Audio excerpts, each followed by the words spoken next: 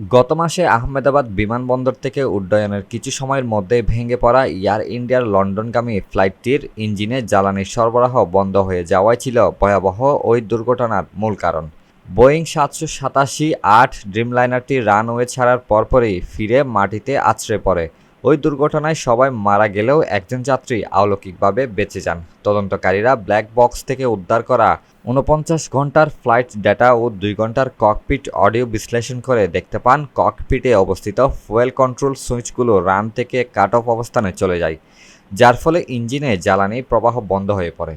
প্রতিবেদনে বলা হয়, বিমানটি ১৮০ নট গতিতে পৌঁছানোর পর মাত্র ১ সেকেন্ডের ব্যবধানে দুইটি ইঞ্জিনের জ্বালানি কাট অফ সুইচ বন্ধ করে দেওয়া হয়।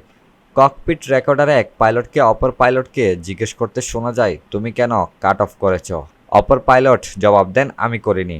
এরপর পরিস্থিতি সামাল দিতে চেষ্টা করা হলেও ততক্ষণে দেরি হয়ে যায়। ইঞ্জিন রিস্টার্টের প্রক্রিয়া থাকতে বিমানটি বিধ্বস্ত হয়। সে সময় বিমানের র্যাম এয়ার টারবাইন চালু হয়ে যায়, যা জরুরি বিদ্যুৎ সরবরাহ ব্যবস্থার অংশ।